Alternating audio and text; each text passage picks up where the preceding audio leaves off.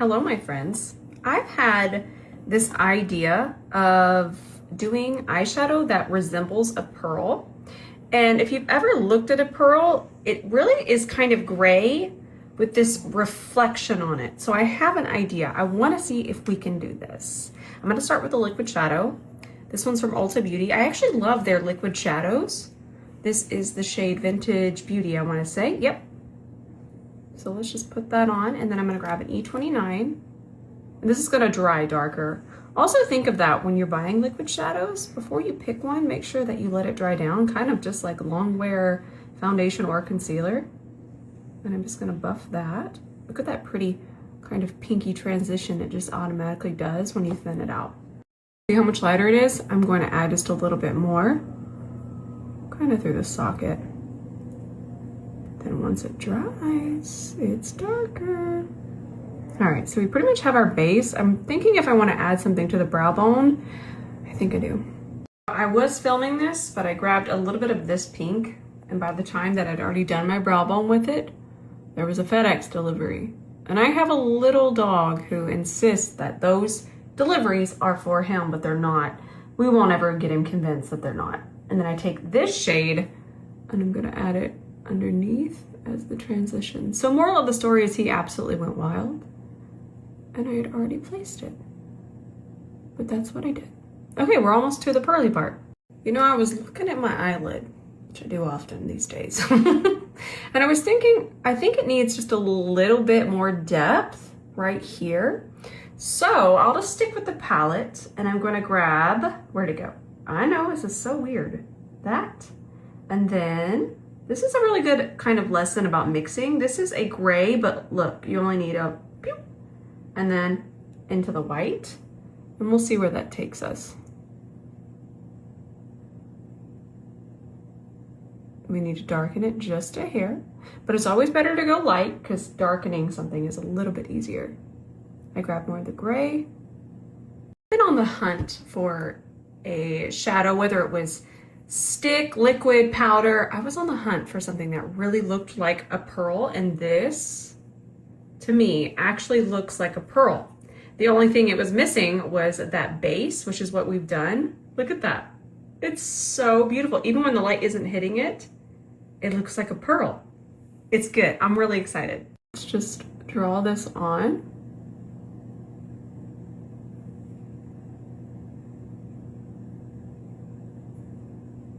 So pretty. It looks like it. I'm gonna take it, I'm gonna go ahead and take it all the way over here. I think I need an E27 though. There we go. And before it dries, because a stick is going to dry down. So does a liquid.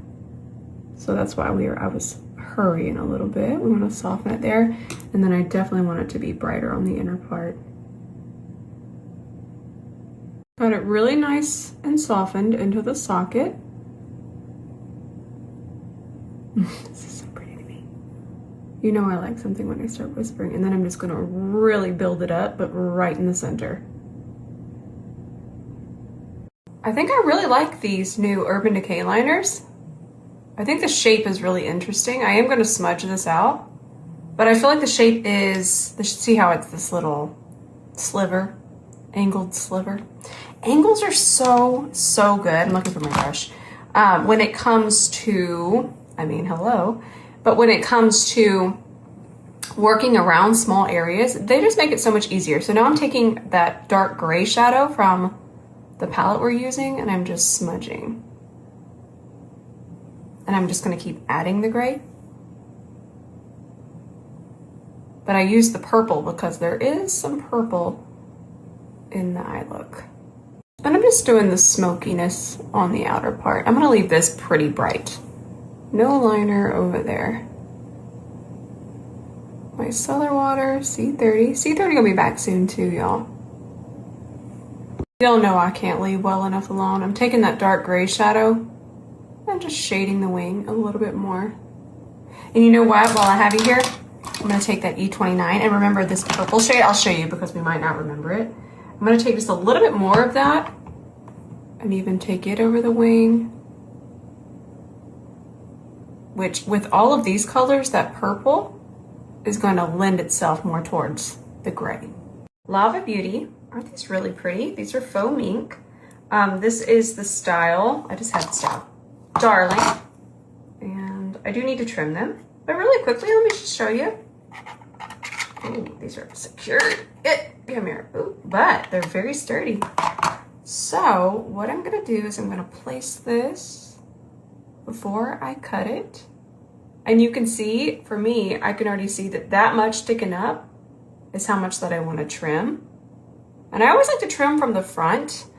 It's usually a little bit more stabby here anyway, so trimming from the front for me just seems to always work. Now, if you prefer trimming from the back, go right ahead. But that's what I'll do.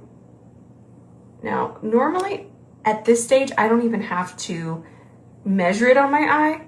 And that's because I know my eye shape so well at this stage. But that's gonna be absolutely perfect. Let me grab some glue. That's a gorgeous lash. All right, I'm excited. I use Duo Line It Lash It, and you can just brush it directly onto the lash line. And I feel like if you struggle with lashes, look, it's already gripping. That's so nice. It's just a lot easier than putting it on the band. So I just want to give you that little tip. But I will say I still prefer my self-adhesive lashes. Those are so good. But I wanted to try a different style. So this is actually one of my favorite foundations, and you're going, Rose, what the heck? I love the finish. But all of this is gonna make this look way more yellow than even what it normally is or can look like. So that's why I always like a lavender purple blush. I love this one. Watch this. I'll wipe off the wand. Okay, I'm not putting it back in here. I need to wipe it off. This is just for educational purposes.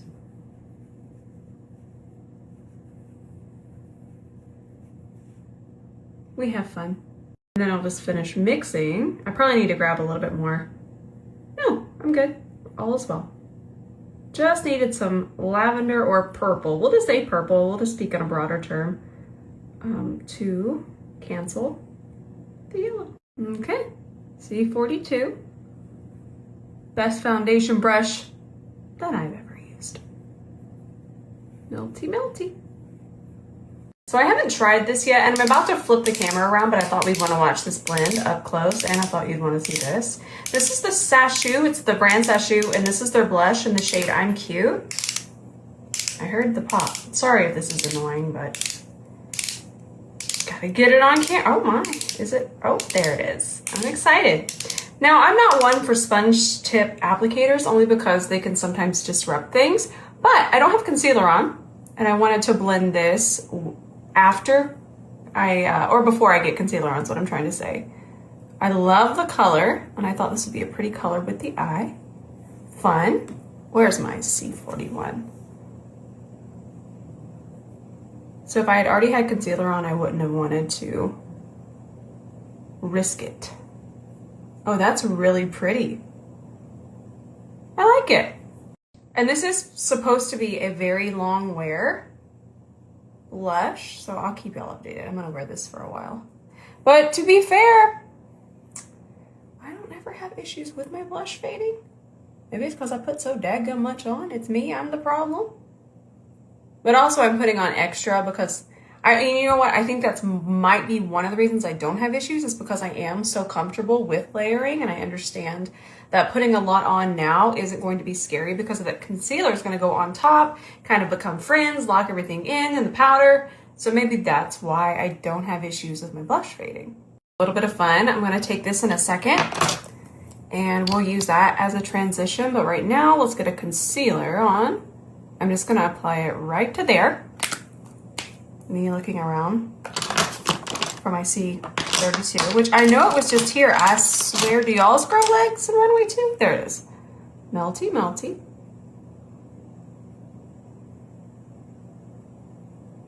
I love this concealer.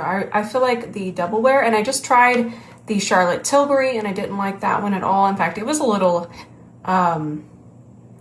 thicker than I like. I like something that's thin and super pigmented. I have my hand on my hip in case you're wondering. I feel like that makes it more official. But it was just not the texture I enjoy. And then I just tried the product and it was too thin with no pigment. So the double wear is quickly I guess not quickly. I've been using it over a year. It's the one I reach for the most. Okay. Now, what I'm doing here is having a little bit of fun. This is not necessary, but I'm going to take a pink corrector and I'm going to use it over here to transition that blush and brighten. So I'm going to focus most of it here. Again, whenever I'm doing stuff like this is not how I feel like I want you to only do your makeup. This is really fun. You can't, I mean, obviously have fun with your makeup, but I don't want you to think that this is something that I do every day when I'm in a hurry. This is me having fun and treating my face as a canvas. That is so pretty. If you've never used your pink corrector as a blush transition, this is your sign. I'm gonna take a little bit less, but not quite as much, but a little bit on top of that concealer too. I thought it'd be fun to try out the new Rare Beauty bronzer. I just got it and I haven't tried it yet. They sent over 2 shades and I'm thinking this one right here. I always like a bronzer that just has a little bit more red to it for my cool undertone. So I feel like the one I'm closing and hiding from you, that's the shade Summer Fills. This other one is Sun Blaze. It's a little too yellow for my undertone. So I think that this one is going to be perfect. It also came with a bronzer brush. And we all know that I absolutely love this shape. This reminds me a lot of our C40, and I only mention this because I do get tagged quite a bit in certain brushes, and y'all know I'm just not a negative person. I just don't ever put negativity out, and I think that's why my corner of the internet is so calm and peaceful, and I'm so grateful for it. So I never look at things as competition. I see them as my confirmation. So let's go ahead and try this out. This is actually the C40. We now have the C40.5 because all of you wanted something smaller, a little bit more taper for smaller faces. And that's another thing I love. I love that we have community that kind of tells me what we need. And that's even how everything started for Rose and Beauty. That's really pretty. I wonder if I want a darker shade in it. I'm pretty fair right now. Let me get closer and take a gander. It is just melting in beautifully. Sweep, sweep, sweep it down. Oh, I don't know. I like it because sometimes I get a little heavy-handed, so I think I needed to calm down. This is nice. I love this. This is so buttery and just melts in. I love the shade. I got closer and inspected. I think this is a really good shade for when I don't want to just be absolutely 2016 bronzed. This is immediately going in my travel kit. I say that because I'm going to New York next week. You know, I still haven't found a powder that I like more than this one. I have even looked at the original. I'm not talking about the one that I did a video on a couple of years ago now, the new formula of the loose, but I've even tried the OG loose, and where I'm at now in my life, it has sparkles in it, and I didn't notice it until recently, and this has no sparkles. Now, the only thing is, you just have to find out how you like to apply this. I'm still okay with a puff because I'm comfortable with it. I don't mind a lot of product underneath my eye, but if you try this with the brush, and it's also really important to understand the dry time of your concealer. A lot of times we will take a powder, and what I already love about this is that when you swirl it together, it already comes out flat across the puff. But sometimes we're not thinking about the dry times on our concealer, and we're applying powder, any powder, on top of very wet concealer, and it's going to be patchy, and it's even going to become really, really crepey, and it can even look drier than if you wait for that concealer to dry a little bit. So that is something that I've been thinking about, because which I should do a video on that. If I immediately go in with my powder, right now, even this powder that I adore, and it's super, super wet, it's going to be absolute crepey chaos. So it always comes back, when it's makeup, it always comes back to dry times. Remember our liquid shadow? Let's go ahead and put this underneath here, and then I'll blend it out with our E27. That's pretty. Did we finally get a milky pink gloss? I showed this the other day on my story, because I normally don't even show PR, but I got so sassy excited. All right, Buxom. First, let's get on the lip liner. This is Dolly Medium. Let me double check. Yep. I always like a darker lip liner. It's who I am currently. I don't know if you've ever tried these. I'm really excited to have fresh ones, but these Buxom lip liners are pretty amazing. They actually come with a little brush on the end so you can soften them towards the center as well. Kind of like a lipstick. This is my first time actually putting it on. The shade is Dolly Light. Yes. It is actually milky and has some pigment. I'm excited. It's kind of hard to find these milky pink glosses right now in 2026, so I know a few of us are very excited to see this. Makes me very happy. All right, my friends, this is our finished look. I have been wanting to do a look like this for quite some time, and I really like the way that it turned out. I hope that you do too. I love you with all of my heart. And I always like to take a little time to thank you for being here with me. These long tutorials they're a little selfish because they just really put me at ease. And I just want to thank you for watching them. I know they're long, sometimes they're just drug out, maybe they're even boring, but a few of you do watch them and I appreciate you very much. All right, until the next video, bye for now.